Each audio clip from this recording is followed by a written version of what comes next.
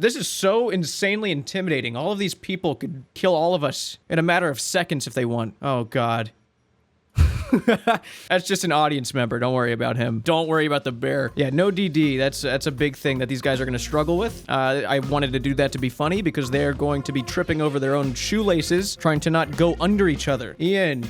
Hey, you found me. What's going on? How we doing? Good evening, gamers. Yeah, doing well. How about you? You excited for this invitational content creator mini All-Stars tournament in Gary Gilbert's majestic POH? Absolutely. Gary has been waiting for this for a very long time, approximately 30 minutes. You constructed this house for just beautiful parties, and now we're going to have bloodshed. We're going to have some of the best PKers in the game. Yeah. Some of our favorite content creators going at it head to head for a massive prize pool as well. Have you announced it yet? No, I haven't. I begged all of my people for as much money as possible. It's what I do. It's what I do best. I beg, and it works. And I managed to get a prize pool of a total of 2 bill, and here's how it's going to be distributed, okay? 1 billion goes to the winner. Clearly, they're going to make out like bandits compared to everyone else. Second place gets 400, and then the next 2 that are out get 100. The 4 below them get 50, and the 8 below them get 25. So everyone's getting a little something. Last but not least, we also have to mention, of course, the little wild card that we've introduced into this tournament, which I believe you have a graphic for, a little wheel that we set up. Yes, a spinning wheel. Initially, I was just gonna have slots on here, like, you know, body, legs, boots, helmet, and whatever you rolled, that was gonna be the only equipment slot you could have. And that was what they were gonna have to fight with, but I figured, you know, it might be a little unfair. These guys would be upset about it. Maybe there'd be drama on Twitter later, because there's a prize pool. So, instead, what we're doing now is we have this wheel we're going to spin, and that's going to be their bonus item. Now, I do have some questions for you, Ian. Is this going to be their item for the rest of the tournament, or is it per fight they're getting a bonus item? So it will be just per fight. So, for example, in round 1, if one player gets, let's say, the Abyssal Dagger that you've got there on the board, they have that Abyssal Dagger. Both players have it, so it is like an even fight still. And then beyond that fight, we will then re-roll again for every single fight individually. The item will be taken off the wheel as well, so you won't see any extra, any items coming up more than once. But it's just going to give it a little bit more variety and also make every fight kind of stand out and be a little bit different. Obviously, the PKs in this tournament are all extremely good, but the changes in these items will make their playstyle a little bit different. Some will power up certain attack styles more than others, and in hybrid fights, it's all about utilizing mage, range, and melee to get an edge over your opponents. So it should mix things up a little bit and be a bit more fun and different for every fight we see. Perfect. So what you're saying is, if the first fight someone rolls the Abyssal Dagger here, we have to remove that, and there's no chance of them getting the Abyssal Dagger? Yeah, just for that fight. So for the first fight, if the Abyssal Dagger's rolled, we'll only see the Abyssal Dagger once in the tournament. Both players will have that Abyssal Dagger rather than a normal Dragon Dagger. A bit of an upgrade. And then we'll so roll. Both players are getting... Yeah, both players will get it, so it's fair. Otherwise, let's say someone gets... Oh, yeah, they would cry about it. Yeah, Dragon Longsword, the other person gets Dragon Claws. A lot of whining. A lot of whining about fairness. I've seen these guys on Twitter before. I've seen them. Jesus Christ. That is what we're known for, to be fair. So first you said we have Greg and Joshy. Now, Joshy, that's got to be Insta-Joshy? Yeah, right? So he is self-proclaimed the best PKer from India, representing, I think the only Indian PKer actually in this tournament. And he might be the only India PKer in the game. All right, let's clear that up. Is that a possibility here, Ian? Because, I mean, you could say you're the best PKer in India, but... I mean, that's like saying, you're the best hockey player in India. There's not much competition. There's not much movement there. So I guess we should spin this wheel, huh? Hell yeah. Spin the wheel, Jimmy. All right, let's spin this. End up with first. Let's spin this wheel. All right, what are you guys getting today? What do we got? Oh. Congratulations, you guys both get an AGS. Wow, that's a big item to get in the first round, to be honest. That really changes things up. The first fight of the Invitational. 2 bill on the line, and we're straight at it, both going for freezes. We get a staff bash from Joshy. That's that Indian ping, unfortunately. An AGS spec through the prayer, 33, matched by another one off prayer. Both just sending their specials. Obviously, as the fight goes on, they'll be getting back more special attacks. So using them early is very smart as well. No chance of killing each other yet, but both frozen a few steps away from each other. Isn't this exciting, Gary? Oh, this is exciting. I just can't help but notice people are talking about an uncharged staff. Is that a problem? That's not a problem. The staff of light is, I believe, the same as a toxic staff that is Great. used. You got to remember, I got a lot of should be audience fine. members who have no idea what they're talking about. They just like to see themselves talk in a chat. So Maybe back seeing.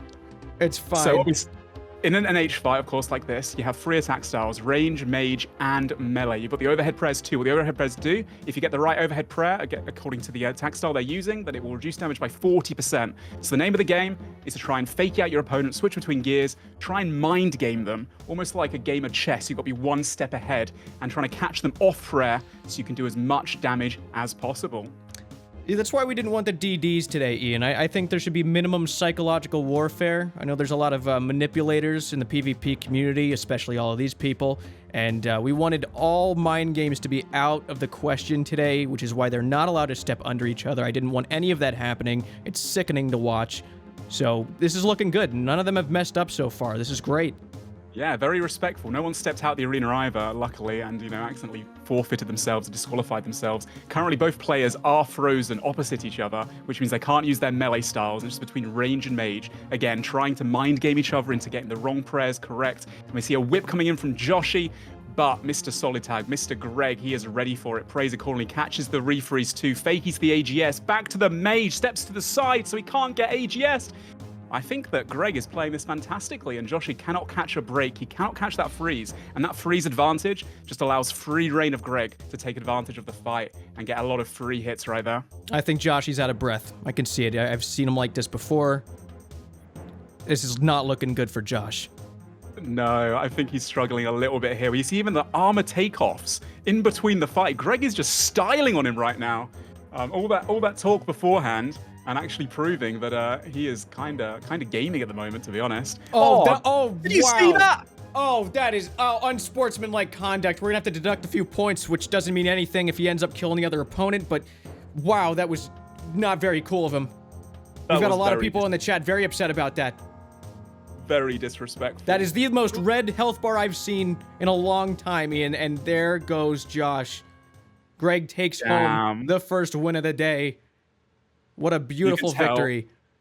You can tell he's been practicing for this moment. And again, don't sleep on Joshi. Obviously, all of these players are extremely good. And to step into the Gary Gilbert arena in the first place takes a lot of courage. So we've got nothing but love and respect for Joshi and all the contestants for taking part. I think Karma's going to hit Greg in the back in the next round, to be honest, man. You can't get away from that. All right, so let's see what they are stuck doing. Here it goes. Here it goes. Oh. A Saradomin Godsword. Wow. Now, Ian, explain to the people at home what a Saradomin Godsword does. Well, the Saradomin Godsword is usually not seen in any kind of PvP situation unless you're watching a Torvesta video when he's trying to do some wacky setups.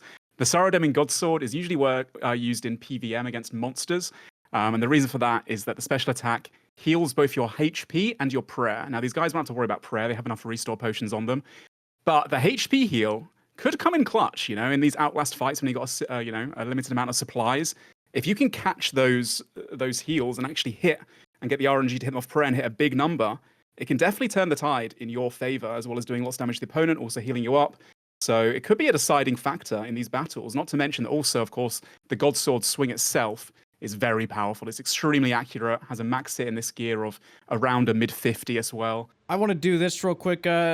Reese, go ahead and tell me in 3 words what your thoughts are about having the Saradomin Godsword as your special right now.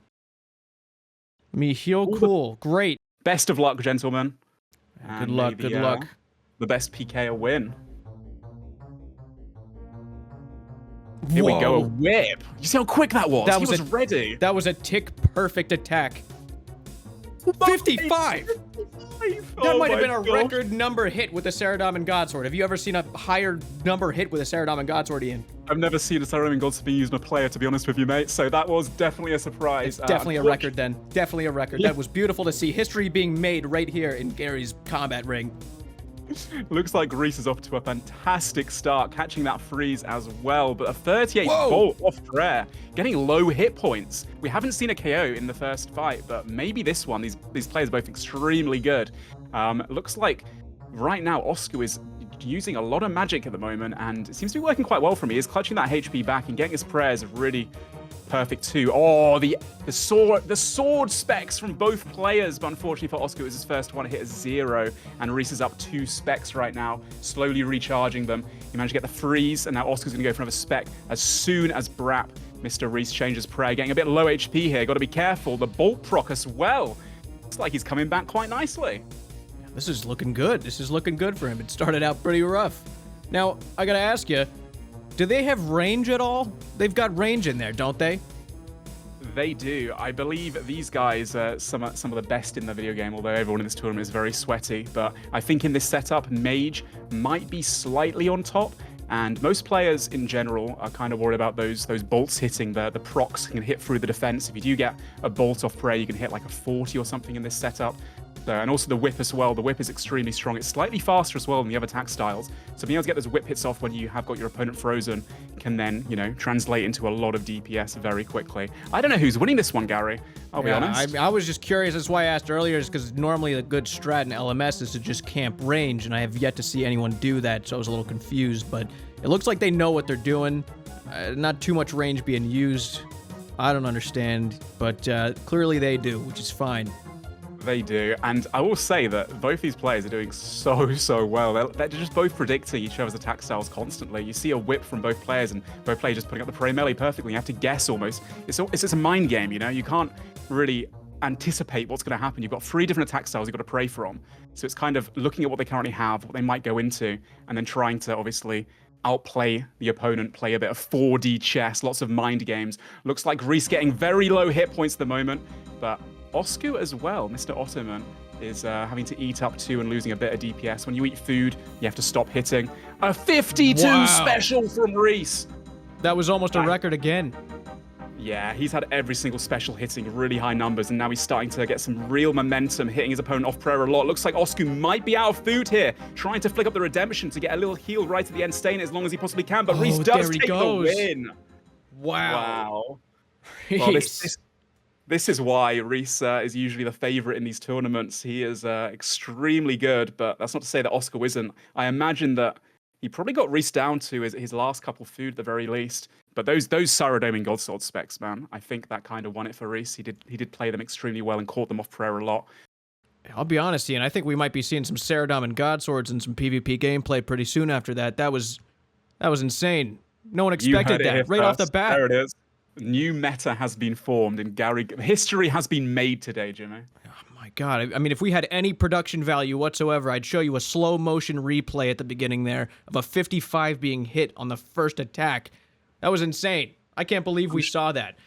You'll have to believe me if you weren't here for it, because I definitely don't have a replay for you. But that was a great fight. That was fantastic. Yeah, that was extremely exciting, and honestly, going into it, it was kind of anyone's game, but again, I think those special attacks, the way that Reese implemented them, kind of kept him slightly ahead. But yeah, respectful fight, and we didn't see any shit talking. We didn't see any, dog names being called and all that kind of stuff, so. Yeah, definitely a lack of dog names being called. I noticed that. That was the first thing I noticed about that fight. Good work, everyone. That was great. So next up, we have Mr. Eliop14, King of Magebank, versus Skidler, who's king of both Iron Man and player versus player. He's very good at all parts of the game. Recently got his Void Waker on his Iron Man. Might see him doing a little bit of anti-PK with that in the wilderness sometime soon. Again, like all these fights, as I said before, it's really a 50-50. I have no idea who's going to come out on top. These guys have definitely faced each other before in previous tournaments. But like everyone in this tournament, I think everyone's kind of chums, kind of good friends. So either way, we should have a respectful and fun battle to witness. Yeah, they've got about, I'm going to say, 5 minutes left to be in friends. This is a great moment for them.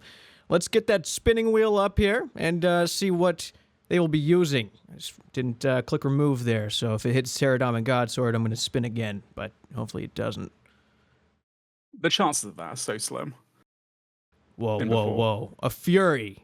They get a Fury. Fury amulet. Interesting. Now, if any players who don't know what a Fury is, it's a good necklace. All right, that's basically what it does. So they're gonna get one of those. Both of them getting one of those. Yep, it will be replacing their glory slot that they have currently. So they're probably gonna get a max hit or so on their special attack weapons, as well as more defensive bonus as well to be able to tank those freezes. and just overall maybe output a bit more damage and accuracy for all their different attack styles. Doesn't look like Elliot's too happy though. He says he's furious. He was hoping for a fun weapon perhaps after seeing the Saradome and Godsword combos. So this is not very fun for them. It looks like which is fine because that's not the goal of this. Them having fun is the least of my worries, unfortunately. And here we go. The countdown begins. Elliot switching to the DDS, faking him out, but Skidler does get that first hit. Can he catch the freeze before Elliot uses the DDS? He is able to, and the fight begins. Looks like currently Mr. Skidler is unfrozen. Will he be using that Dragon Dagger? On the robes, a 25-24. That is a huge special attack. Unfortunately, his second one was prayed against by Elliot, and currently, Elliot is in the lead, Mr. Skidler. Wow, not as rusty as we thought. Right before this, I was watching Eliop sit around in the wilderness, hopping around, hoping to kill innocents. So, maybe he's a little rusty himself, since he's only fighting people that can't really defend themselves. Oh, we saw a special attack from Elliot there through the prey melee on low HP. Actually could have got the kill if he got extremely lucky. But Skidler did pray correctly, and now he's kind of switching to the whip, stepping away so he can't get meleeed back. Going for the fakies, pulling out the Dragon Dagger, the whip, to try and make Elliot pray the wrong thing. It's working. Gets a 32 bolt, which is massive. And currently, I'd say that Skidler is slightly in the lead. I think he is too. I mean, wow, that was embarrassing. I couldn't believe my eyes. Two double specs, zeros only. That's gotta hurt. He must be very frustrated, but he has to keep his cool because in these fights, of course, you make a few mistakes, but you get a 42 afterwards, and looks like Elliot is clawing it back despite the bad luck. Goes for a poke, gets hit a 38 back. Both players on very low HP. They don't want to get KO'd right now, but Elliot is not eating. He just sat at about 20 hit points then. Could have got killed. Skidler does decide to eat up a little bit. Accidentally steps underneath. We saw that. Just don't do it again, buddy. Wow, that got me very upset. I know I didn't say anything, but it kind of made me heat up inside. I don't like seeing players step under each other. It's very upsetting to me because I don't see both players, which is confusing as a non-PvPer when I don't see two people when they're fighting. Absolutely. It looks like Skidler currently is being frozen. Elliot trying to send some Dragon Daggers back, claw the fight back again, but he's not getting any RNG, unfortunately. Lots and lots of zeros, but equally, Skidler is praying fantastically well at the moment. Both players sit about half HP now, which does mean if they manage to get a Dragon Dagger off prayer, that could have been a kill for Skidler, a 0-33, getting close. I think right now, Elliot's up quite a bit of damage. Skidler hits a bolt, hits the whip, but Elliot is not laying up either. It's not over until it's over. Skidler needs to eat here, but he decides to go for the freeze instead, so that way he cannot get special attacked out by that Dragon Dagger. Now, Ian, I couldn't help but notice you said he hit the whip. Now, are we talking about a certain style of PvP here, or is this a dance move, or that's been coined here? What is that? Why'd you say that? I mean, maybe. Oh, that could have been a kill as well. Another whip coming in. I mean, after this fight, I'm sure whoever wins is going to be doing the nay-nay as well in real life after the battle. So it is a dance move. That's confirmed. This is a great fight. It is a dance. It is a dance move. Looks like both players almost out of food. Elliot might be up here. I'm not too sure. Look at Skidler. He's sitting on 20 HP, 40 hit points. Both players neck and neck. Oh, gets hit at 33 off prayer. Elliot actually takes the win. He came back after all of that. They must have been both out of food. That was the closest fight I think we had so far. Wow. Wow. Skidler's hurting after that, but I gotta be honest, I don't think the only time that the DDS hit for Skidler was that DDS poke. The times he pulled that thing out and needed it to do what it's supposed to do, it hit zeros. It did zero things for him. And that I think that caused him the whole fight. Yeah, it also looks like anyway, he's not able to actually get out of the arena, unfortunately. I think Elliot was having some technical difficulties. And I think he may have been sending me a file and might have frozen his internet and computer. This is embarrassing. He's getting taken out, not even knowing about it. But luckily, we have Robert with his trusty DDS that he's known for from the old demo mode seasons, taking him down, and Elliot is now out of the arena, so we can proceed with the matches. Although I would ask if I could quickly go drain the Sea Slug, Jimmy. Yeah, that's fine. Go ahead. Don't call it Sea Slug. That's crazy that you said that. I'll be right back. Thank you. Great. Let's see. Who is next? We got Damage and Dino looks like is up next, so you guys can come on in, get acquainted. All right, we're gonna go ahead and spin this now. See what curse is getting put on him. Torag legs. Great. Ooh, Very exciting. interesting. Your I legs mean, were legs were one color, and now they're a different color. Basically, is what this is going to be doing for you. So that's fun. Pretty much. I mean, it's no Cerodoming Godsword, but in terms of what this means for this fight coming up, gentlemen and ladies, the Torag's legs are obviously far tankier than the rune legs, which means that your bolts, the ranged, and both the whip and the dragon dagger, the melee, won't be as accurate. You'll be tanking more hits. But on the flip side, mage is going to be even stronger. So both players are probably going to know that. They're going to try and utilize their mage more. But at the same time, you know, knowing that, maybe they'll pray magician more. So it's, again, a bit of a mind game and a little bit of a interesting fight. These guys probably PK in similar setups, actually, in the deep wilderness, although Dino brings usually 12 brews and then complains he doesn't have enough brews in his inventory. So we'll see how this goes between these two players. They've fought many times in the wilderness. They're both friends, like I said before. So we'll have to wait and see. That's true. We'll have to wait. Damage doesn't look like he's very confident. He's saying it's Dino's win already. Really? That's no way to go into a fight unless this is some sort of mind game. Because Dino's now thinking, oh, he's not feeling it. I don't have to try as hard. But that is actually what Damage is wanting Dino to think. So this could be reverse psychology. This is warfare before the war even starts. This is insane, what you're seeing right now in front of you.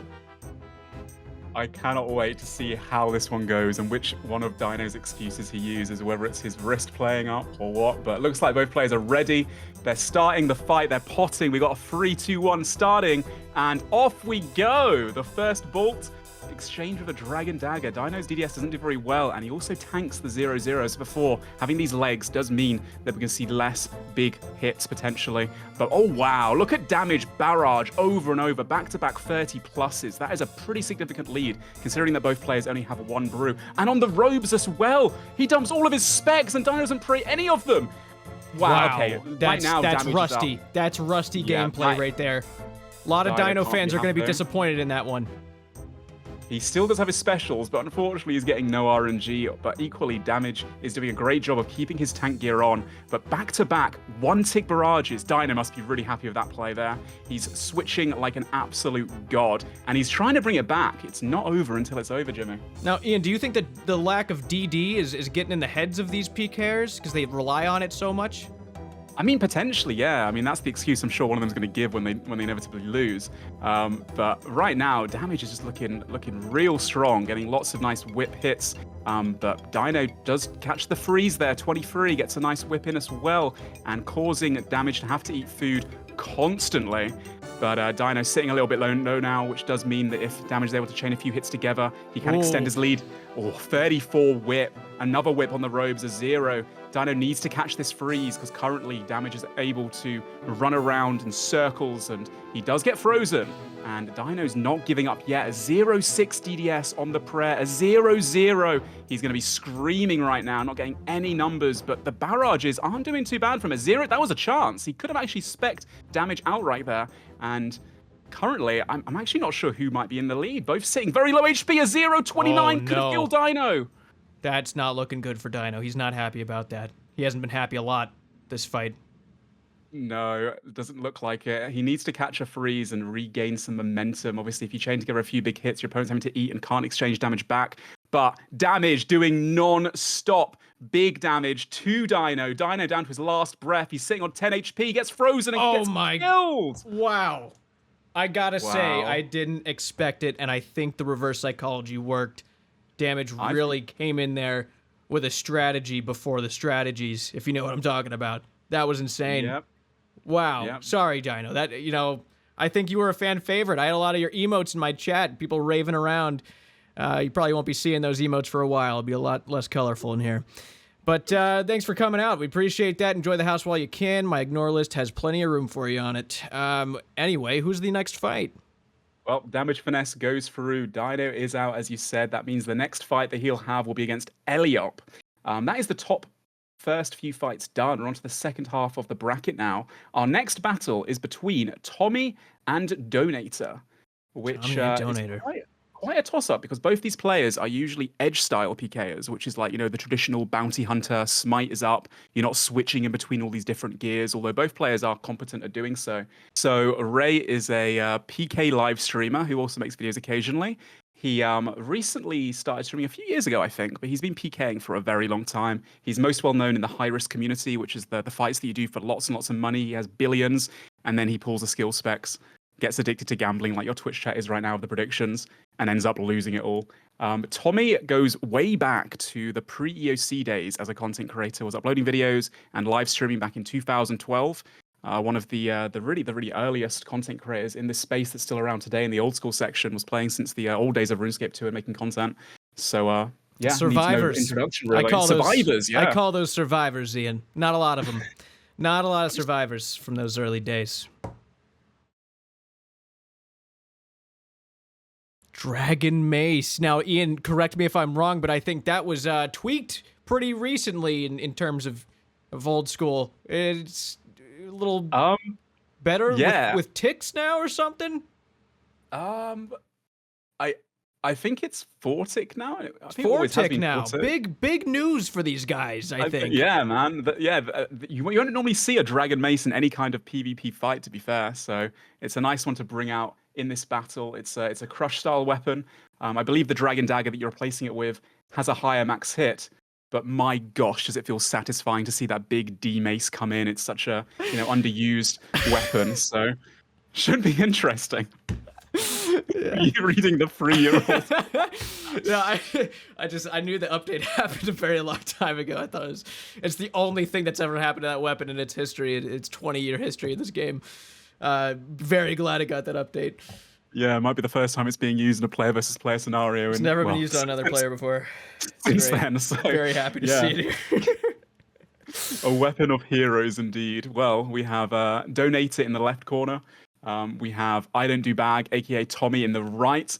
Let's get this show underway. Let's see some huge Dragon Mace specials. Who's going to catch the first freeze? Looks like Donator goes for it. Mr. Ray catches, and rather than going for a freeze again, oh, actually, Tom does go for the freeze too, but can't seem to catch it. He goes for the D-Mace. Hits him off prayer. A 0. Who would have get another D-Mace. 0? No way. That thing can hit like 100 damage, I'm sure. I mean, at the very least. At least. Where are the big numbers there? I have no idea. Looks like Donator, Mr. Ray, is off to a flying start, up a little bit of damage. But also, Tommy does catch that freeze too. Will be unfrozen any second now, which means he can launch that D-Mace in. Hits a 29 barrage, a 22. Hits him off prayer again with another ball, a 29. Tommy is coming back into this right now, and he is chaining non-stop hits together. Ray is on the back burner at the moment. He goes for the death dot. Oh, he forgot for a second. The muscle memory is kind of hitting in. Goes for a D-Mace. Don't know about that one. Very embarrassing. It was almost very embarrassing. He did correct himself straight away, though, luckily. And look at these D-Maces fly in. I'm seeing lots of underwhelming damage, to be honest. I was hoping for some 50s. It's probably because it's a very underwhelming weapon. Yeah, Special attack. Guessing that's the reason. You're not wrong. It looks like currently Tommy is kind of going haywire. Catches them off forever D-Mace, but it's another 0, unfortunately. Now, Ray does still have special attack, though. Another 0. There's no way. These guys, man, they're just RNG, man. They're just getting a little bit unlucky. Looks like Ray currently is unfrozen. So is Tommy. The next freeze will mean a little momentum. A 31 bolt proc from Tommy. Tommy is all over Ray right now. But Ray does catch the freeze, switches into the D-Mace fake. He hits a bolt, hits a whip on the robes, gets a 0. Not getting many numbers at the moment. Tommy, though, is kind of going nuclear with his damage output and chaining some big hits together despite the D-Mace not doing it for him. Wow. We have a whip coming in. Looks like Tommy is unfrozen. A 35 whip. That's a big one. A bolt off prayer. Donator needs to stay calm, collected. Catches a freeze, which is important, but the D-Mace is just disappointment after disappointment. No, and there he goes. Wow. Wow, that D-Mace did not do anyone any favors. I think if the J-mods are seeing this right now, they're probably going to have to nerf that D-Mace. Seems a little bit too overpowered for PvP, despite the huge change it got 3 years ago, as you mentioned before. Wow.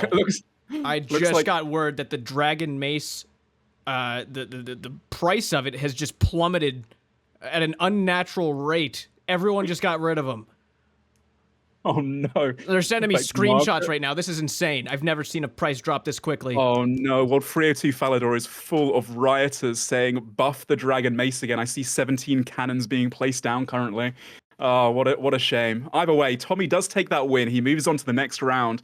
Unfortunately, Donator put up a good fight, but the D Mace just didn't do him justice really. So congratulations to Tommy, and unlucky to Donator. Great fight. It was fun to watch. D Mace not so fun to watch. Maybe don't use that weapon. Our next fight is Nish versus 61M. Now, this is extremely interesting because both these players are actually usually pure PKers, but they find themselves in some defensive armor for once, which they're not really, I guess, used to. But I guess there's a bit of a competition here to see who is the better pure nature or the better nature overall. They're representing their, one defense communities here. So quite an interesting one to have. Not to create any tension here, but the fact that they're being nice means that they're not closely acquainted, but just enough where they've maybe run into each other. And there's actually a secret, strong dislike for each other in the PvP community. And I think this is going to be yeah, see, now, that's more like it. That's the real words coming out. None of this nice, playful, Yeah. We're both creators, haha. Leave that at home. We're here to fight. We're here to hate each other. Yeah, let's see how this fight matches up to the last. I'm very much hoping for something a little bit more exciting. Something that's not a Dragon Mace. Mace. That'd be great. Got a volatile staff, Ian. Wow, this is the most expensive item on this entire list. This cost me a fortune to buy this. Now, Ian, are you nervous at all that either of these guys are going to log out with that staff? I don't even put that idea in their head, Jimmy. Right, gentlemen, good luck. 61M versus Nish in this battle. Off they go, both splashing at the start of the fight. Both going to be prioritizing Praying Mage a lot here, knowing that they have the volatile staff KO potential. He goes to the special off the bat really early, but it's a 0. What is going on with these guys' luck at the moment? How unfortunate for 61M, but very smart to use that early on as well. Obviously, as the fight goes on, he will regenerate some special attack and get another chance. Nish goes for it, but doesn't hit him off prayer, so it's only a 6 because the overhead prayer does reduce damage by 40%. Hits a bolt, and right now it looks like this fight is pretty even, both damaging each other, tickling each other through the prayers. And currently Nish does have a slight advantage having that freeze immunity, but both players frozen away from each other. They cannot use the whip, they cannot use melee, so it's just a battle of range and magician, which is usually what happens in the Rev Caves, where these guys usually PK on their pure accounts.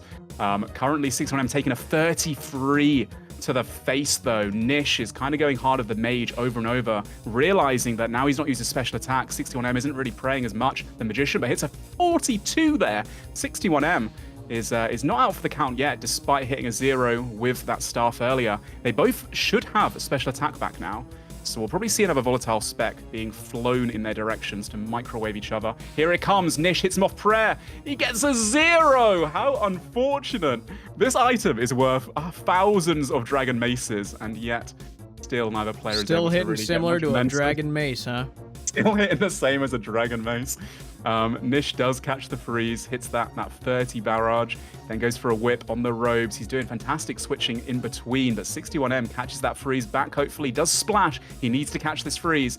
Otherwise, Nish will be able to keep whipping without being able to whip back. 61M's unfrozen. Both players getting a bit of bad luck. Faking the volatile, that's a very smart move. Pulling it out so their opponent thinks they're going to get hit with it, and then switching to a different weapon, causing their opponent to have to pray mage. And obviously, so far we've seen a lot of 0s with the volatile, but it has the potential. It can hit 60s and 70s, and you don't want to get hit by that because that's just way too much damage taken one hit.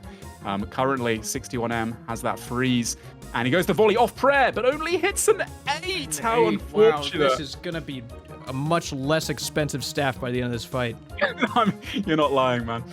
That's very unfortunate to see, but a 42 whip nonetheless. They're still doing lots of damage to each other, but I would say it's quite neck and neck. On the plus side, every time they see those low hits of the volatile, when their opponent also hits a low hit, at least they're trading low hit for low hit, so it's still anybody's game currently. 61M catching that 30 barrage, big damage, hitting his opponent off prayer. Again, another 32 whip as well. 61M kinda doing bits against Nish, but Nish is now not eating on about 40 hit points left. 61M also not eating on 40 hit points left. Are both players out of food? No, Nish does decide to eat after getting hit 38, and then 61M also retaliates. Both players eating up a bit more damage after hearing me in their headsets saying they're a bit low hit points. 37 whip for 61M. He's full HP. He is dominating. He takes that win very confidently. Very confidently. That had me on the edge of my seat. 61M does go through, the winner of the 2 greatest pures in this competition. Wow. And unfortunately, Nish, better luck next time. There won't be a next time, but better luck, that's for sure. Now, do you mind, Ian, if I go ahead and give a little bio here? Take the reins, And Jimmy. it's not for the contestant you think it's going to be. Now, Doobie Doobie's here. All right, let me start with him. Not only was he a complete sketchball in my basement during the ERP party, all right, very much present for it, okay, but 3 years ago, I banned him from my Discord. Why, you may ask? Because he added me and gave me a Discord notification, and I didn't like that. So he rallied some troops and protested. And by protested, I mean cried a lot to as many people as he could, and finally got unbanned to become a part of my community. So really, this is kind of a redemption arc for Doobie. This is great to see him finally up where he should be. He's back to normal. He's thriving now. It's seeing him down in the darkest abyss of his life just 3 years ago, and now seeing him standing next to one of the RuneScape's greatest content creators. I mean, this is beautiful. This is beautiful to see this. I mean, I love this. This is going to be a great fight. Sea Engineer, you know what I think of you. That's your bio. That's all you get today. I am creasing over that. Doobies is one of the, despite, being around and maybe causing a bit of mayhem in your community 3 years ago, is relatively new to the content creator scene, maybe our newest content creator in this tournament. And he has been doing absolute bits on Twitch, and he's very, very grateful that you've forgiven him and his rowdiness back in the day. He did mention to me that you guys have some history, and he's here to prove you that, it was worthwhile adding him back in. As for Sea Engineer, of course, I believe a lot of people know about his challenges and his plug-in. Dying on my hardcore Iron Man completed. Hopefully something he's not going to be saying or hearing today. Recently, he's been doing a series versus Framed Kevin, where they're fighting on their hardcore Iron Man. So this fight could be either, a bit of a confidence boost, or maybe back to the drawing board, back to last man standing to get some more practice in, depending how it goes. Let's get that wheel out, huh? I see a bear in the corner as well. Is that Framed? Who's don't worry about him. Don't worry about that guy. He just kind of wanders around. He's analyzing the fight ahead of his Hellcry Iron Man. Just likes to stand around as a bear. He likes to do it. Don't worry about it. Let's spin this thing. Good luck, guys. What are we gonna get? Oh, they almost got a fun thing, but looks like they just got a blessed spirit shield instead. Oh. Sorry, guys. I mean, we could always re-roll it. Yeah, I mean, I know from experience of fighting Sea Engineer in PvP back in my prime days of Gillenor games, and this guy will try any trick in the book he can, any dirty trick he can find. He'll do a lot of research beforehand. Anything that'll give him the upper hand, any advantage he can find, he's gonna use it. It's just the type of guy he is, and you gotta respect it. It's why he's where he's at today. Here we go. We're beginning. 42. And Sea Engineer. 42. Wow. That's what I'm talking about. That's what I was talking about earlier with the whole advantage thing. He planned that. He did very well there. He was actually sitting in his robes as if he was going to mage Doobies, and Doobies didn't expect it, and then just threw out a barrage and, a whip and hit the 42. That was a big start for him. He gets staff bash from Doobies. Looks like the pressure might be getting to him a little bit, but he's starting to DD. Doobies. What is this, Doobie? Doobies, that is a crutch if I've ever seen one. That's embarrassing. After all the talk up I did on you, I really hope I don't see any of that again, because that would make me look bad. Whoa! Now that! Whoa! I can't believe what I just saw. What am I seeing? Looks like both players have disrespectfully decided to throw all the rules out of the book and started death-dotting each other at the expense of the viewer's experience. I'm hoping for a double death now, so they're both eliminated. If I've ever seen players disregard respect for viewers, it's what you're seeing right here, right now. This is disgusting. I will say currently, it does look like it's not really giving either an advantage, though. Both players seem to be kind of 50-50 on their supplies being eaten. Sea Engineer going very bolt and melee heavy, sitting very low HP as well. Maybe it's a mind game to try and keep doobies also sitting low. They're looking for those KOs, but catches the freeze away from each other. Now it's just a range and mage kind of barricade of damage back and forth, waiting to be unfrozen to utilize those Dragon Dagger specials. We've not seen a KO yet in this tournament, but I reckon these guys could give it to us. Sea Engineer goes for the whip, but Doobies was ready with his tank gear on, with the HP nice and high. But the 42 from Sea Engineer not letting up, keeping his hit points low, going for the disrespectful death dot once again. But Doobies is unfrozen, slivers away like the little snake he is, hits a 44. You see Sea Engineer's HP right there. That was the most red I've seen in a long time, Ian. This is an exciting one, this battle. Both players going at it. It's going very back and forth, and it really is anyone's game at the moment, but Sea Engineer stopped in his tracks, being frozen, and freezes Doobies back as well. So once again, both players just kind of exchanging hits. Sea Engineer sitting so low, and Doobies as well, which, to be fair, is making this a bit more exciting. Doobies getting down to low HP. A Dragon Dagger does get the prey melee up, unfortunately fails him, but Sea Engineer goes for another one, a 0-15, and gets frozen in place before he can send the whip hit. Doobies retaliates with a 0-0. Sea Engineer is sitting so low. He's not in Darok, so I'm not too sure why he's opting for that. But he's keeping it exciting, that's for sure. I'm really glad you can keep up with this, Ian, because I have no idea what's going on except for seeing numbers pop up. So this is great. This is very entertaining for me and a lot of my people, so this is great. There are a lot of numbers indeed, Jimmy. Right now, both players sitting low. Sea Engineer misclicks the special attack bar, hits a 0. Doobies catches him back. A DDS spec KO! Whoa! I'm not sure if he was out of food or not, but Doobies takes the win, and Sea Engineer is eliminated. Wow. That was not what I expected, but I can't say I'm not freaking happy about it, that's for sure. Sea Engineer, what happened there, my friend? Wow. That is a lot of contrast going on with that blue beard with those red rosy cheeks you got blushing there, buddy. Sorry. Get out of the house, how about? All right. Great fight. Good work, Doobie. Love to see it. Love to see it. What a redemption arc for Doobie, from being, blocked and removed from your community entirely to come in here today and putting on a show, taking down one of RuneScape's greatest, Mr. Sea Engineer himself. Congratulations, Doobie. You advanced to the next round. And Sea Engineer, well, you know what's coming. You know what's coming, Sea Engineer. It's nothing you're gonna like. Promise that. And we've got framed with a bear here. A little halftime show or something. Didn't really plan that performance. Kind of chickened out immediately. Our next contestants are, again, two giants of the old school RuneScape PKing scene.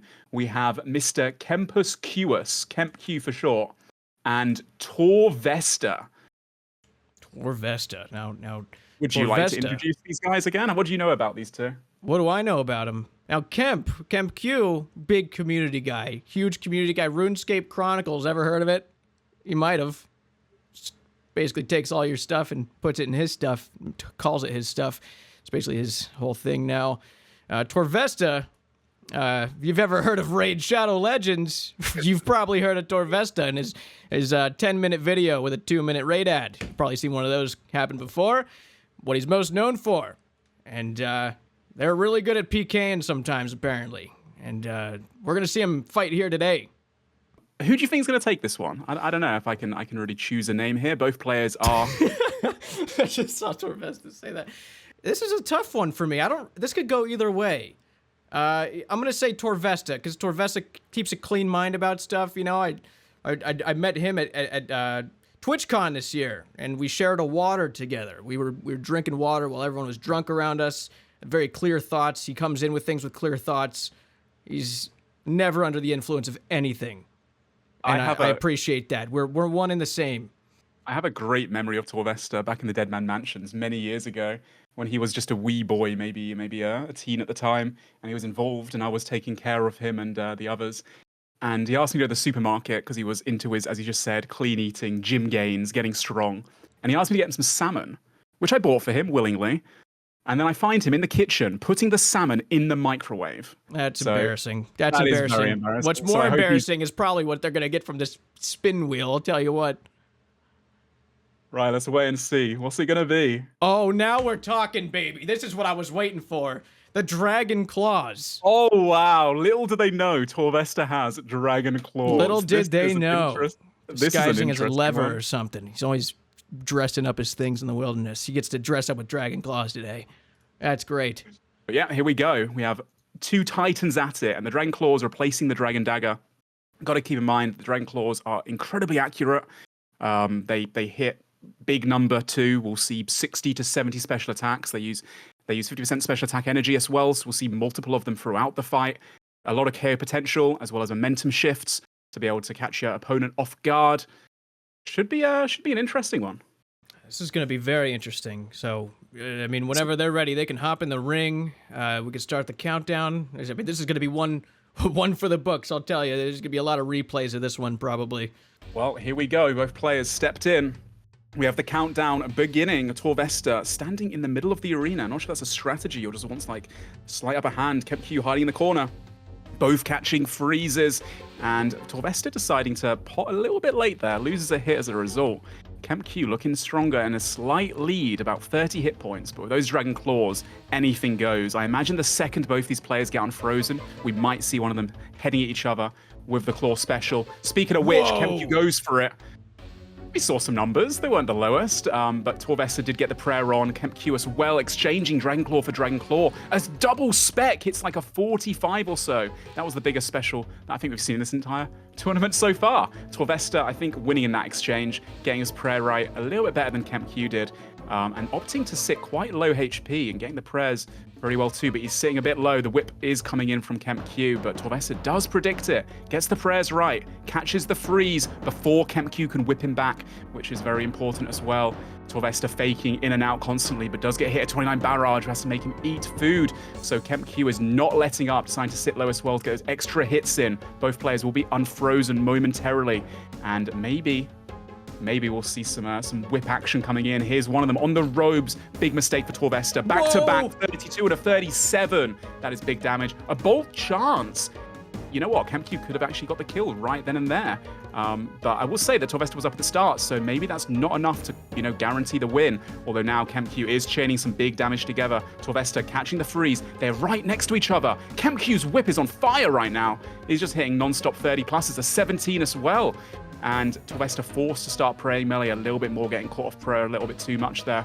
The special attacks will be recharging. We may see another Dragon Claw special coming in very soon as well.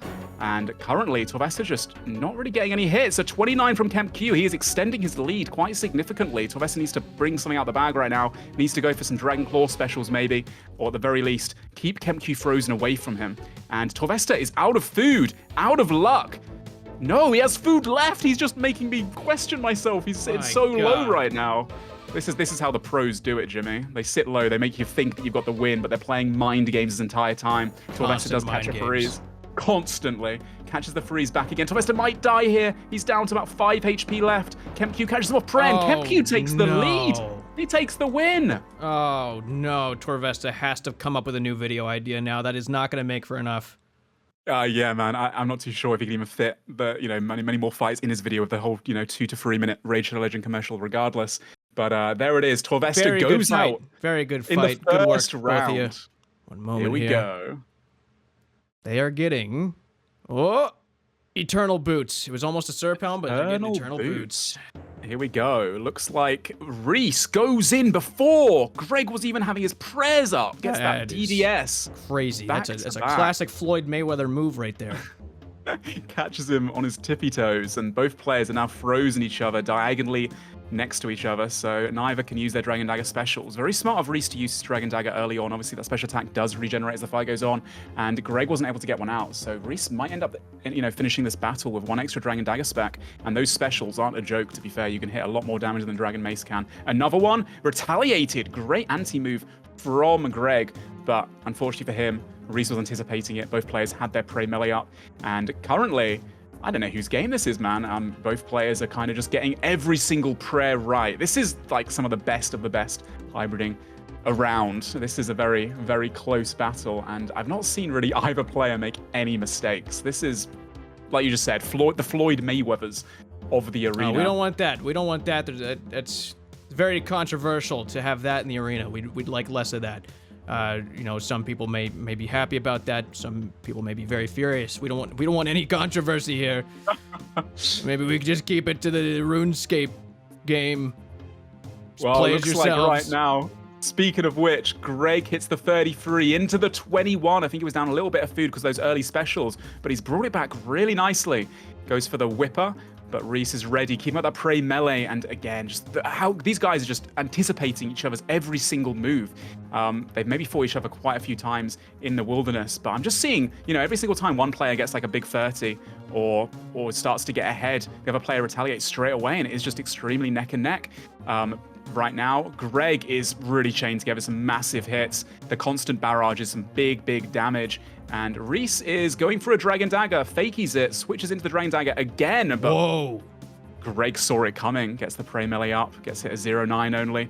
Reese gets frozen diagonally away from him, which does mean that Greg will be unfrozen first. He's still got a special attack, goes for it, hits him off prey on the robes, but only a 0-16. That was a close one. He might have actually got the kill right there. Again, I don't know who's really in the lead currently, but both players kind of going down to around 30, 40 HP in some moments. But they're both so confident they can, you know, risk their hit points a little bit. Again, another Dragon Dagger from Reese. But Greg does get the prayer up in time, catches a rebound, freeze, goes for the emoji disrespect in between. Not again. I mean, he did it last time and he ended up winning. So, I mean, will it pay off from is the question though. Reese sitting on 10 HP. He's going for the redemption flicks. He's out of food and he gets KO'd. Reese goes down. The bad manners from Greg, man. Greg goes through. Reese is out of the tournament in the second round. That is confidence if I've ever seen any. 2 fights in a row with the taunts, and it works out in his favor. This is beautiful. And in beautiful, I mean, kind of fucked up, but, you know, people love it. People love to see it. It's great. Good work. Good work, Greg. Well, not be boots again. Carol's crossbow? Oh, wow. What? This changes a lot. Okay, so we put this item in here. What does this change? Just to really mix things up. Does it change my viewership? Are people leaving now? What does this do? Do not underestimate the Carol's crossbow. Back in the old days of RuneScape, and you did a RuneScape gathering, right? A few days ago, or yesterday, was it? And back when the RuneScape gatherings were popular, the Carol's crossbow was one of the best in-slot weapons in the game. Everyone used to bring it into the fight caves and all that kind of stuff. But the Carol's crossbow is almost twice as fast as the normal crossbow. Now, albeit it has less max hits, it's not quite as accurate. But you can chain some pretty fat hits together with it, and both players are in quite low defensive bonuses. We have Rune Legs, we have Black D'Hide Top, we have Mystics. So the Carol's crossbow should slap, and it might throw people off. It's a bit of a wild card, to be honest. Both players are most likely used to PKing with the 5-tick weapons, the crossbow, the mage, the Osmumptum's Fang. So that might be quite jarring, and it also might mean that we get a bit of momentum shifts, and someone might switch from the Carol's crossbow into the Dragon Dagger to go for a KO. I'm personally quite excited for this one. Yeah, I'm excited too. I'm excited too because you know, when you mentioned the whole tick thing, it's faster, it's faster. I think these guys are going to be tripping over themselves a little bit. This should be exciting. This is going to really determine who is the stronger, all-rounded PKer. They're going for the Carol's crossbow. Elliot goes for the DDS, and damage gets a 0 poke. Now, the thing about the Carol's crossbow is it does not have a special attack bar, and most players will be used to having those special attack bars so they can, what they call a one-tick, a really fast switch from one weapon to another to a special attack weapon. But, I mean, these guys are adapting quite fast. Looks like they're switching in and out, trying to go for some chain hits together. And I would say right now, between all the different attack styles, the Carol's crossbow is going to be mostly used to try and catch each other off prayer, fake each other, and again, what is this plant doing we've here? got a rogue plant in the combat ring. Someone needs to pick that. If you don't pick that during the fight, you are disqualified. Whoever's that is, figure out who it is and pick that thing. Very good. Right, we also have some DDing going on. Mr. Damage, we've said no to death dotting. Wow, now this is... I don't like this at all. I don't like this at all. Okay, he's been respectful. He realizes he made a mistake. He's going to give a couple free hits, which is very, very gentlemanly. That is chivalrous right there if I've ever seen it. But I don't think the response was very good. Maybe a thank you or something would have been nicer to say. A little bit respectful, yeah. But Elliot still is staying in the zone, and I mean, we're seeing a lot of maybe low hits, but at the same time, some chances of the Dragon Daggers going back and forth. Elliot hits 26 with the Carol's crossbow. It has a punch to it. You know, it can hit some pretty big big hits if you do get lucky. Catches the freeze, 32. Elliot gets frozen back now. Both players 2 squares away from each other. When they're unfrozen, I'm sure they'll be going for those dragon daggers. Both players do have specs ready to go, ready to send, with a maximum output of around a 60, like 70-something damage. I mean, right now, the hit points they're sitting on, if they do catch each other off prayer, it could be a kill. He's going for it. He's not. He's faking the dragon dagger, goes for a barrage. Looks like damage is Have you seen the Carol's crossbow hit anything yet? Yeah, man. I saw a 26 a minute 26. ago. 26, is that the highest number probably? That's probably around 26. Probably max hit for that 27. thing. Yeah, it's I mean, like I said before, it's rapid, you know? It's like a little machine gun going off constantly. And because of that different speed, that being twice as fast, it does catch people out a little bit, so they're not always prepared to get the right prayers right. That was a DDS spec on the robes, but damage gets a 0-0, getting quite unfortunate with some of those hits. Wow.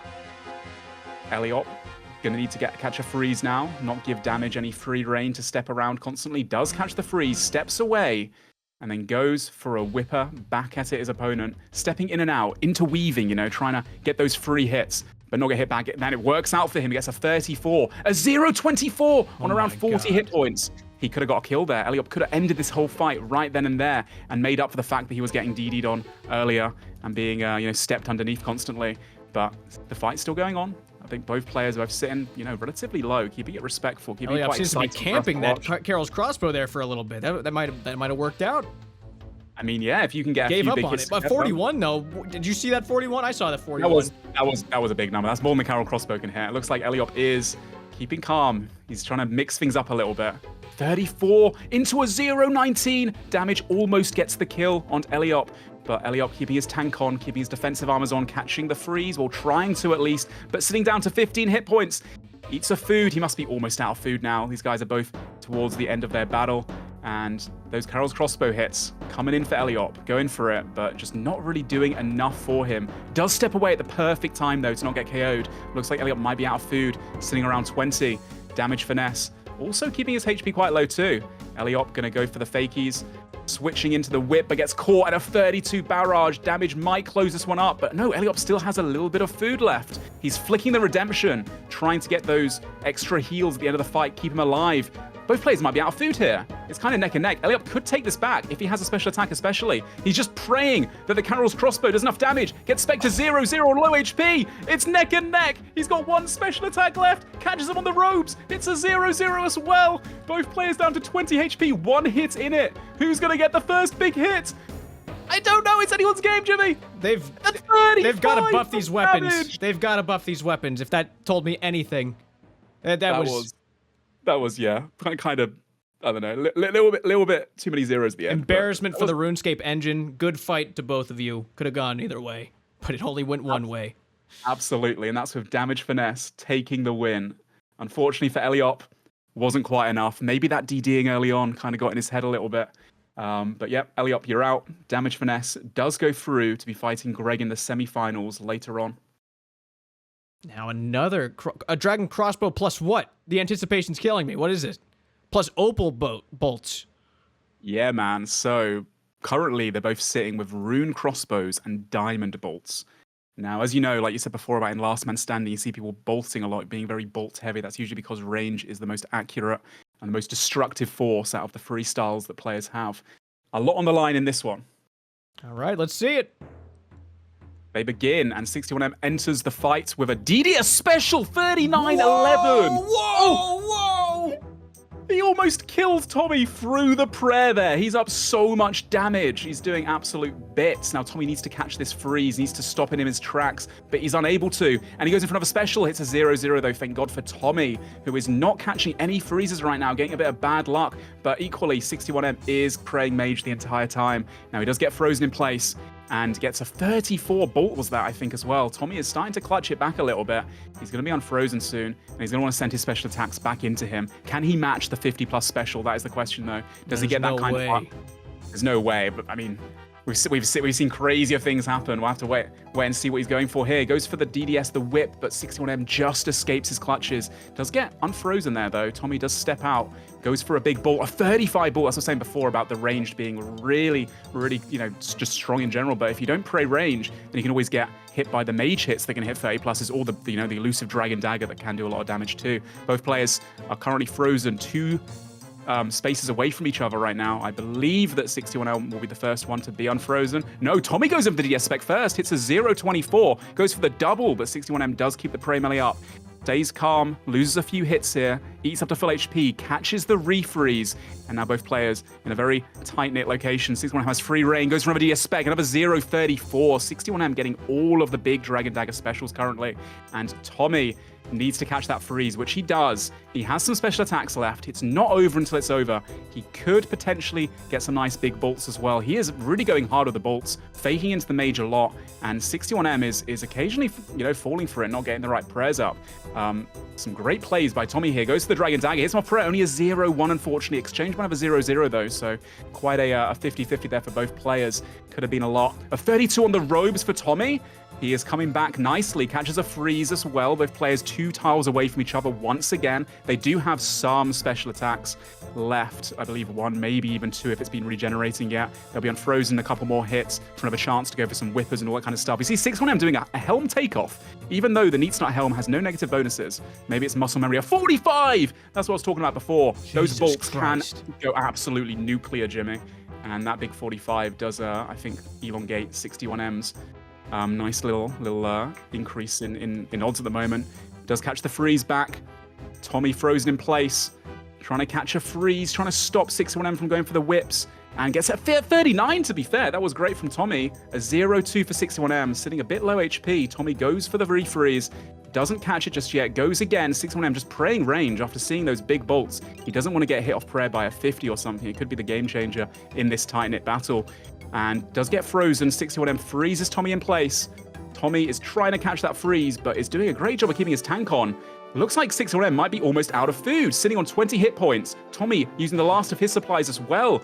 A 19 from 61M. He needs to, pull out all the stops here to really just, try and get back in the fight. I believe he's using the last bit of supplies that he has. And currently, I think Tommy has a special. It's a 33. Goes for the DDS, but gets refrozen before he can. Great freeze from 61M. It looks like 61M might be out, though. He's using Blood Blitz to try and, get back a little bit of hit points, just stay in the fight as long as he possibly can, flicking up that redemption in case his HP gets low enough. And Tommy is just trying to get that special off. He can't seem to get the Dragon Dagger special. The poke. Can he get his special attack out? Goes for a Staff Bash. Both players out of supplies, out of luck potentially, both onto 15 hit points. The freeze. Both onto 10 hit points, trying to flick that redemption up to get a tiny little bit of a heal in the last few seconds of the battle. A 4 for Tommy. Any hit right now can secure the win. Both players trying to get each other off prayer. The 22 barrage for Tommy to take it. There it goes. Wow, that was an exciting one. Another fight towards the end where it was just, anything could have happened. But only one thing happened, you know what I mean? We've got one winner and one loser. That's every fight. Somebody get this guy out of here. Our next fight is your favorite. Doobie Dobies versus KempQ. Wow. Not featuring you on Chronicles. Okay, so now the stakes are up here because if Doobie loses, he's never seen the light of day on the RuneScape Chronicles, which is a lot of RuneScape YouTubers' biggest nightmare. So he's got a little bit of pressure on this one, to say the least. Let's see what they're dealing with today. Let's spin that wheel, Jimmy. Spin that wheel. We've got some exciting items left. Lots of weapons. Granite Maul, ladies and gentlemen. Wow. Now that's a classic. That's a classic weapon right there. That is an old school weapon. I've ever seen one. We are switching out the Dragon Dagger for the Granite Maul. And I know what you're all thinking. The Granite Maul, But you've only got one real chance to really go for it. It uses 50% special attack. You can fire off both specials at the same time. But it has a lot of KO potential. If you know how to utilize the Granite Maul, you can really stack a lot of damage. If you can catch your opponent in the robes and they have low defense bonus on, you can basically take off their entire green bar in one hit and just finish the fight right then and there. Looks like KempQ is typing. Oh, that's a bad idea. That's a bad idea for a fight. He was posting in the Discord, but he's ready. He actually gets the first hit. Goes to the whip, hits the 0. Both players are... Was that a kick that I just saw from KempQ? Whoa! Could be a form of taunt. Doobie chucks in the first G-Maul spec. He only sends one out, but it was a 28 to be fair, so a damage is damage. It's not a bad special attack to have. Both players have been frozen a few tiles away from each other. And I would say that Doobies, because of that special attack, is slightly in the lead. And KempQ's gonna want to send his special 2 on the robes. Oh my gosh! Jesus That Christ. 40-21. That is the biggest special attack that we have seen thus far, and that was perfectly executed. Of course, Doobie goes for one as well, but unfortunately catches KempQ in the tank gear, and having those rune legs, that dehide, that spirit shield on, does mitigate the damage of the G-Maul. So KempQ definitely up in this exchange so far, but as we saw in the last fight that Doobie's had, it's not over, and he has proven himself to be quite a force to be reckoned with. Both players unfrozen, trying to catch each other, sending whip for whip, lashing each other, trying to do as best they can. A 29 bolt proc for Doobies. He's still in this one, despite taking such a big G-Maul to the face. He is unfrozen. He's walking. He's deciding not to run. Maybe he misclicks. Oh, now he's running around. Steps in and out, weaving like a beautiful figure skater on ice, and being frozen in his tracks, which is something that KempQ definitely needed. And now KempQ will be unfrozen. Doesn't have any special attack, but he does have that whip.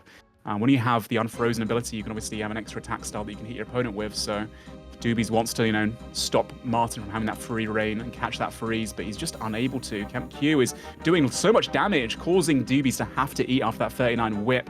Otherwise, he could get KO'd. Doesn't mean he loses a few hits though, and KempQ still is unfrozen. Still just, doing bits, running around in the circles around Doobies. Doobies does get a 30 back, and another bolt proc, another 28. These bolts are going hard. He's gonna go for the freeze now that KempQ cannot fight back. He has to eat a bit of food, get his HP up, does get frozen. Now it's Doobies' turn to retaliate. It's a 29 barrage. Doobies is bringing this one back. I believe he may even have a special attack coming in soon as well. They might get a special attack back before the fight is over. Currently, Doobies still unfrozen, gets hit a 37 though off prayer. Great bolt from KempQ. He's not letting up yet, even though he was winning at the start of the fight. Doobies getting hit a 22. It's just so back and forth currently. First KempQ was winning, then Doobies was bringing it back. But after those last few big hits, KempQ is starting to win again, but no, gets frozen in his tracks. As I said that, Doobies does catch him and decides to go for a few bolts. It's a 26. Doobies is not out yet. Get his prayers correct. Goes for a G-Maul into a whip. Unfortunately, it was a 0-0, Jimmy. Very unlucky for Doobies. Currently, KempQ is getting some much better special attacks and getting them on his opponent's robes, which is really crucial to guarantee some damage there. KempQ will have special attack as well soon. Be interested to see how he uses it. It's a 21 barrage, is unfrozen, able to step around. Doobies not eating on that HP, which means he may be out of food here. But KempQ is not eating either. Goes for a G-Maul, hits a 0. KempQ is, I think, eaten to a bit higher HP. Doobies gets frozen. No, he still has some supplies left. Just deciding to play the game of chance and sit a bit lower HP. Gets hit a 20 through the prayer. KempQ hits him with the barrage KO. A 34. Barrage KO. Wow. Never seen before in the game, probably. That was insane, Kemp. You just made history. I mean, I think Doobies still had food left as well. That might be our first KO where they've not been completely out. And that was a massive barrage too. A 34 is not a small number. I think the G-Maul that KempQ had there kind of put him so much in the lead, and Doobies just couldn't really get back into the fight. Well played. KempQ goes through. Doobies, unfortunately, you're out, buddy. Well, there goes the only guy I could root for this whole tournament. There's my representation is out. He's whatever. It's fine. I guess I'll have to find another champion PK to represent my community, because that was about all I had. So. Well, you've only got 4 people to choose from. We are back to the ignore list for Doobie. Back to the ignore list. Not a problem. There's plenty more where that came from. I'm sure of it. All right. Well, grats, Kemp. Good work. Who we got? We got next. Well, that was the last of round 2. Oh, really? We're actually into the last few fights. We only have 3 fights left now. We're into the semi-finals. Our final 4 contestants are Greg, who beat Reese and Joshi. We have Damage Finesse, who beat Eliop and Dino. We have Tommy, who beat 61M and Nish. 61M and Donator. And we also have KempQ, who we just saw beat Dobies, and he also beat Torvesta. So that's Greg, Damage Finesse, Tommy, and KempQ left in the tournament. Our next fight, our first semi-final fight, is going to be Greg versus Damage Finesse. All right. Well, I guess we'll get the wheel going. Let's get that wheel spinning, baby. You also got a raid from Dobies in the legend himself. My man. What happened back there? All right, we got an Odium Ward. An Odium Ward, interesting. That's another buff to ranged as well as some magic defense. We've seen a lot of big like 30+ barrages throughout this fight. The Odium Ward will probably mitigate that. Yeah, both players seem to be ready. Let's see it. Let's see it. Big semifinals. This is huge. The semifinals are underway. A lot of money on the line here. Yeah, man. The jump up, I think you said, third place, or third round, sorry, is 100 mil each. Yeah, so you two players. So the loser gets 100 mil, but if they win this fight, they're guaranteed second place, which is 400 mil. So they're going to quadruple how much they're getting if they can win this fight. This is a 300 mil GP fight on the line right now. A lot of these guys don't have much bank anymore. A lot of gambling addicts in here. So a lot of gambling They need it bad. Well, we're getting started. It's underway. Look at them just like running all over the map constantly. Both going for that freeze. Damage Finesse does catch it first. Greg catches the freeze back before Damage can get his Dragon Dagger special out. Unfortunately for him. But Damage currently looking real strong. This is the first time that Greg has actually gone down supplies and gone down HP at the start of a battle. So maybe that confidence is waning, but does stay in the mix. Goes for 2 DDS specs. The first one was off prayer, was a good bit of damage. He has another one of 1921. Oh, and a 917 as well to follow up. So Greg has decided to use all of his special attacks really early to bring back the fight, and he is doing absolute bits right now. Look at these fakies. Look at this switching. He's just absolutely just annihilating his opponent currently. I don't want to be too biased, but Damage needs to get his special attacks off. He still has full special attack. Hasn't used a Dragon Dagger special yet. Does get a 35 bolt. Goes for the Dragon Dagger. But he's getting absolutely rinsed at the moment. Greg is showing us why he does the emotes in between. But hey, Damage is a really, really good PK too. If anyone can bring it back, I'm sure Damage has the opportunity to do so. Currently trying to catch that freeze. Does manage to get it. Greg also going for the freeze. Both players trying to gain that control. Damage gets it, steps back, goes to the DDS. Unfortunately, it is a 0-0 and gets caught before he can send another special attack as well. Greg is in the lead right now and looking really strong doing so. Gets frozen back. Looks like Damage will be unfrozen any second now. Greg's starting to lose a bit of hit points, but getting his prayers perfectly right. Damage just not really getting that freeze RNG. He still does have some special attack, which is causing Greg to have to pray melee a lot more than he probably wants to, which gives Damage a bit more damage. A bit more damage on his hits when he hits them off prayer when he doesn't go for the special attacks. But wow, these barrages flying in for Greg right now. He's up quite a bit of HP, quite a few supplies. Unfrozen here, goes for the fakie, goes back to the mage, catches another freeze, and Damage stops in his tracks, gets a DDS spec out, but Greg saw it coming. He read him like a book, put up the pray melee, and it was a 0-0. Looks like Greg's sitting very confidently on high hit points. Damage taking a lot of hits, a lot of barrages off prayer. Oh, and no. there it is again. No. That's usually a victory screech, basically. A 36, he knew that was coming. Oh my, this is hard. Disrespect. That's so disrespectful. Wow. You gotta love it. That's a PKer right there. That's the type of guy you run into and you think, I'm dead. My stuff belongs to him now. And he's gonna dance over my dropping corpse, and he has a lot more money than me forever. That's the type of guy that Greg is. It's just how it goes. Good work, Damage. You lost. Our next fight, and our final fight in the semifinals, is going to be Tommy versus KempQ. Wow. So, a survivor against a community man. Yes. All right, let's get that wheel going. Let's get this wheel spinning, baby. All right. Again, if it's Abyssal Dagger, I got to get rid of it because we've already done that one. Ooh. Serp Helm. Is that big game changer, we think? Serp Helm adds a lot of max hits, or a couple max hits to the Dragon Dagger at the very least, in the whip, so melee is going to be a little bit scarier. We've seen the Dragon Dagger pop off a few times, in a few like 50 specials. We've not seen any 60, 70 specials yet. I mean, maybe this fight will be the one that we see it in.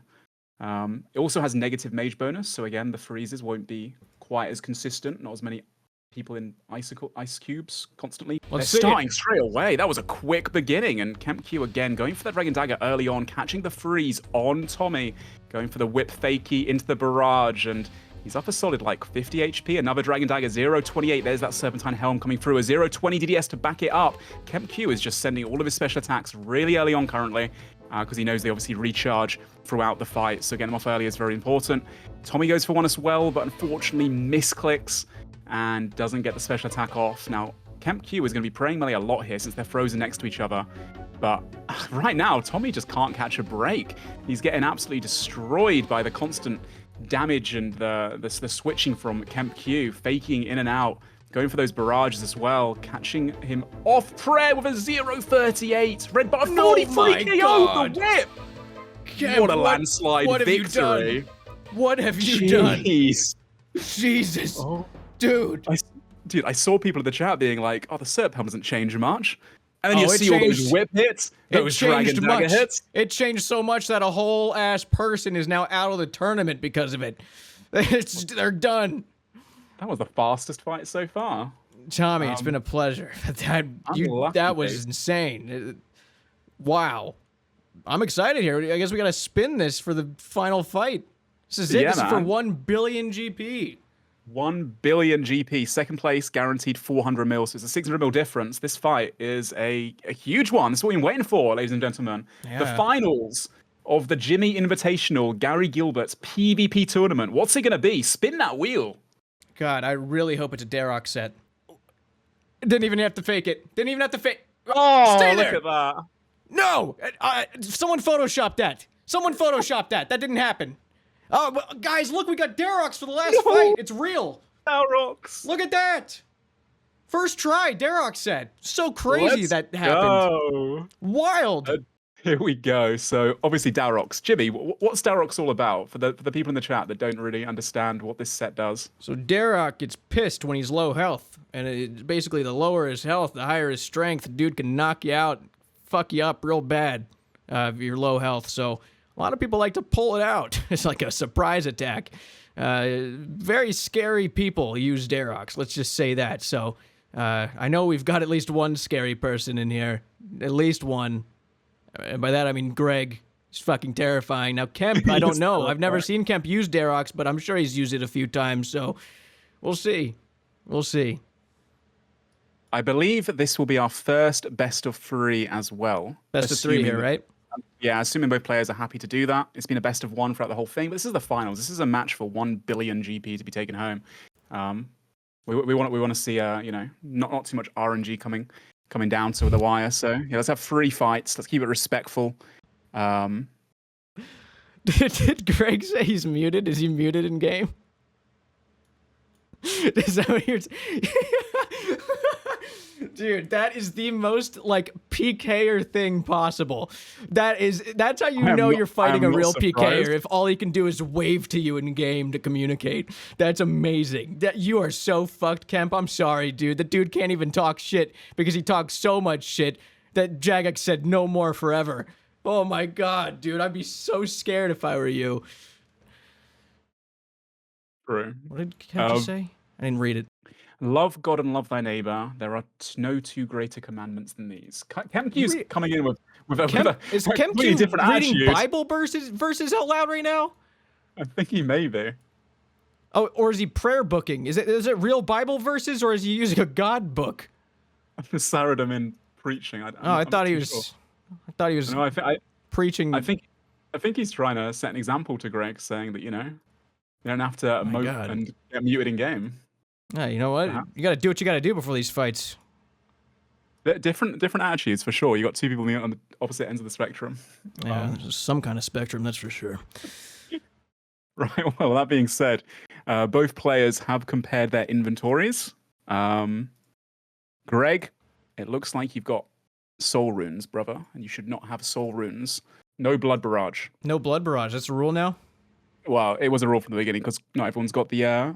It's always been a rule, you fools. It's always been a rule. How could you not remember that? Soul rune, sorry. Not blood rune, soul rune. All right, perfect. Whenever you guys are ready, you can hop in and someone will get the countdown. We'll get round 1 of 3 going. Best of 3. Great, it is a best of 3 indeed. For 1 billion GP. It's a lot of GP. You can do a lot with a billion. A lot of money, man. All right. Who you got on this fight? Who do you think, Ian? Whoever uses the Darok more. I want to see some big Darok combos. That's all. Whatever happens, I want to see someone get taken down by a big Darok hit. Yeah. I'm hopeful. I think I got my money on the guy who can't talk in the game. It's usually a pretty good indication that you're good at what they do. Well, we're beginning, and Mr. KempQ goes for the DDS off the bat. Exchanging Dragon Daggers, KempQ is up a little bit of damage. They both thrown each other right next to each other. You know what that means?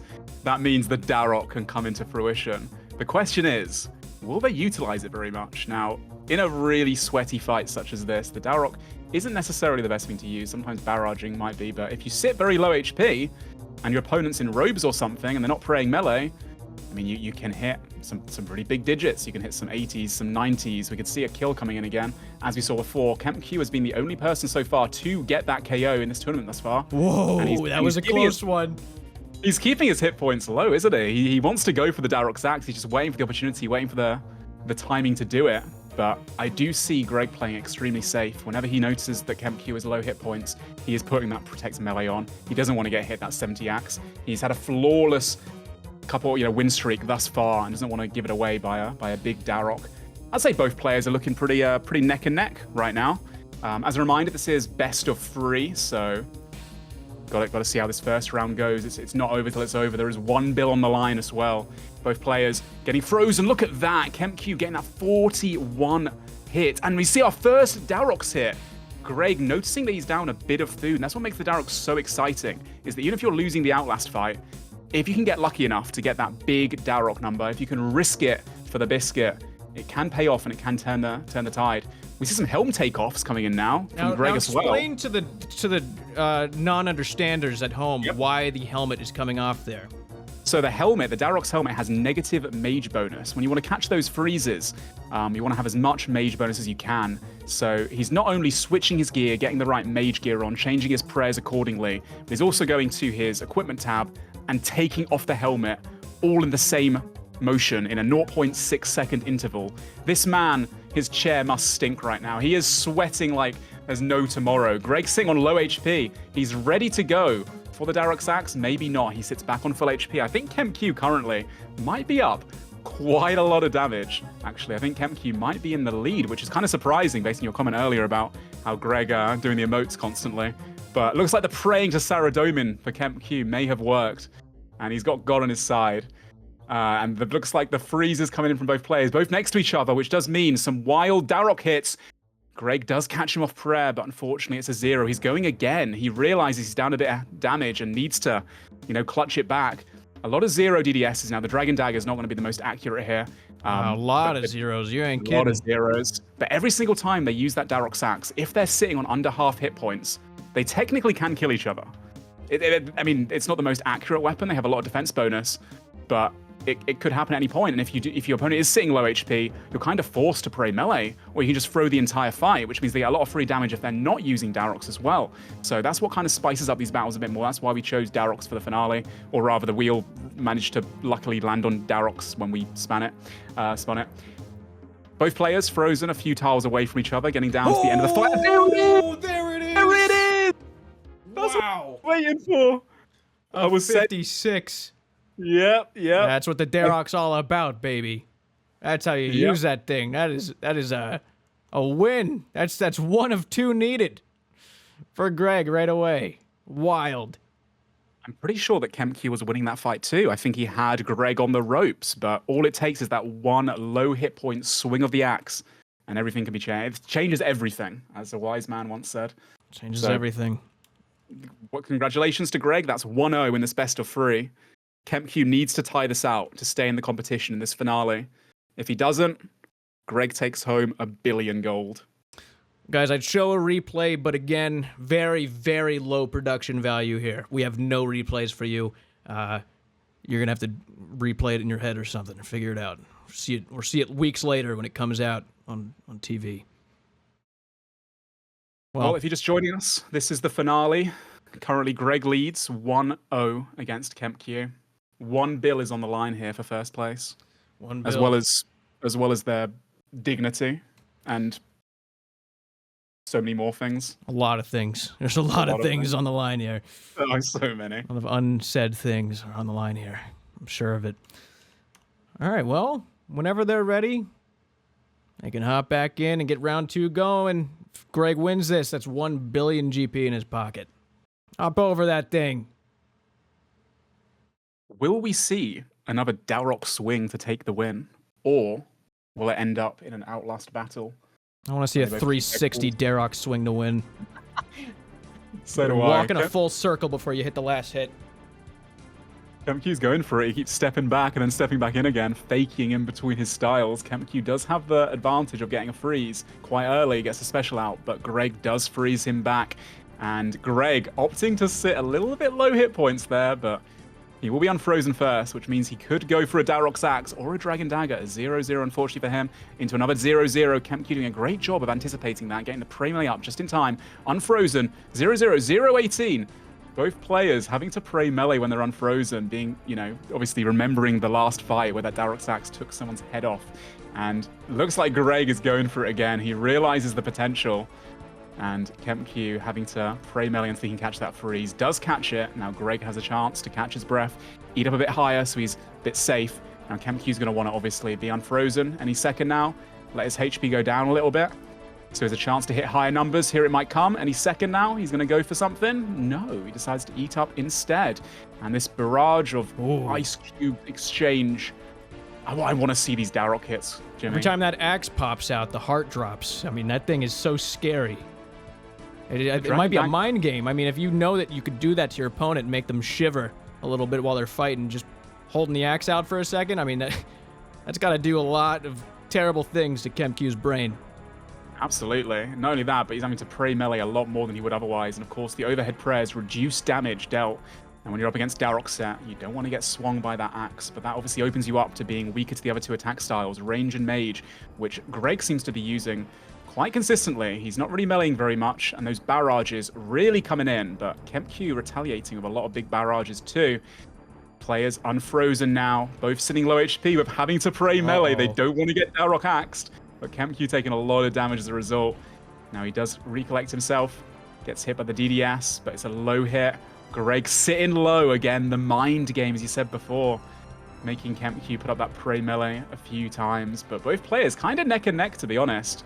Currently, Greg does lead this 1-0, so KempQ has to pull out all the stops. Nice big barrage, fakies into the DDS, goes for the bolt, but Greg does see it coming. A 0-9 DDS off prayer. KempQ now frozen in place. Will Greg go for the Dalrock's Axe once again?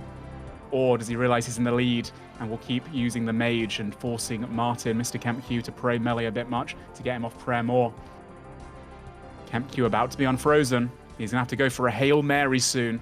And I think Greg sees it coming. 0-0 spec for KempQ. He needs those specials to hit. He needs to catch this freeze and not get unfrozen. Another 0-1 this time. Greg, I believe, is having a slight lead. But hey, maybe KempQ could utilize the Dalrocks as well, get a big number. There it is, a 0. Unlucky. He needs to really just risk it for the Dalrock hits now and hope that he can bring this back. Look at this. The disrespect. Did you see that? Wow. Not a single piece of armor was left on him. That was a taunt like I've never seen. The dance is one thing, but that was something else. Hey, yeah, taking off all your armor mid-fight. Also, throwing up the smite. I think Greg must feel very confident. But KempQ is not going to let up until the fight's over. Of course, after a few big hits, he could potentially come back. Flicking on the redemption as well to try and stay alive. He does get a redemption. That's the first time we've seen this fight, which keeps him alive for a bit longer. But Greg, I think, is feeling very confident, taking his armor off again. Now, KempQ needs to catch this freeze or get a lucky combo. There's a 28 off prayer. Goes to the Dalrock's Axe, but Greg does see it coming. I do wonder how many supplies Greg has left. Seems to have enough that he's, you know, staying in this, but it might have been a mistake because look at that. KempQ is bringing it back. This is... They're both out of food. Are they both out? Greg. No, Greg has a couple brew sips left, it looks like. He's got something. Is it enough? And it is. Greg takes it home. Starting with the raspberries to the dances to the armor off. The taunts proved to work for Greg today. Greg takes it home. There he is. There's the champion. What a wild guy right there. And there's if that doesn't speak all the words you need it to, the 3 zeros on the champion at the end. Wow. Embarrassing. Absolutely embarrassing for everyone who's not Greg right now. Beautiful. Good work, Greg. What? That's $1 billion. $1 billion for you. It's RuneScape dollars. So on the last fight, the reason why Greg was feeling so confident, he was up 50% more damage than KempQ. That was a clean win from a very confident one. Wow. But congratulations to Greg, who takes home, like you said, $1 billion. What does KempQ get? KempQ gets 400 million RuneScape dollars, which is very good too. Very good. Whoa. A lot of millions. Greg, this is for you. I'm gonna give you $1 billion right here in front of everyone. Everyone's gonna watch you be a lot richer than they'll ever be in this game. So, I'm gonna be very jealous of this. There you go. This is Greg, right? Solid tag. I'm not messing this up immediately. He would confirm in game, but he's not able to. Maybe. Oh, Twitch chat? Right. He can't Or confirm in game in-game. because he's muted. Right. I'm just gonna hope it's the right guy. Yeah, There you go. $1 billion. But hey, KempQ $1 billion. isn't That's awful. it. That thing's getting gambled away within an hour. Oh yeah, that's going straight to the Duel Arena or whatever it's replaced it. So I'll just quickly run through who won what for you. So we have Greg taking first place. We have KempQ taking second, third place or joint third, I guess. We'll go to Damage, Finesse, and Tommy. They both get, I believe, 100 mil each. We have Reese, Eliop, 61M, and Doobie Dobies all getting 50 mil each. Are you keeping track of this? No, not at all. Just waiting for you to say it and me do it. Hell yeah. Well, I'm going to depart on that note because it's time to get away from here. Yeah, but I want to say thank you so much, Jimmy, for having me on, for helping me do this tournament. It's been a lot of fun. It's been my pleasure as well to be able to do this with you. And I'm sure everyone else in the Twitch chat and all the participants really appreciate it because these events don't happen super often. So much love to Gary and loved your video. Can't wait for the next one. Ian, Love you, thank B. you so much, dude. That welcome. was awesome. Your casting is on another level. It's so cool having you. I mean, you're usually doing the official dead man mode stuff and anything related to PvP. So, I mean, I got the best of the best here for it. So that was awesome. Thank you for being willing to do this and organize it. Ian got everyone here. He got everyone here for the tournament because I had 8,000 other things to organize for this whole POH event. So that was all Ian.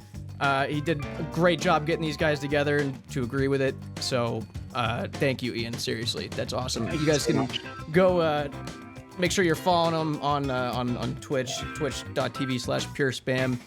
He streams basically like every day, so go follow him on there. He's an amazing guy. Thank you so much, Ian. I appreciate it, dude. Yo, you too, man. Have a good one and take care, everyone. Enjoy the house party, and I'll catch you guys next time. All right, see you later, dude. Love. Bye. Bye.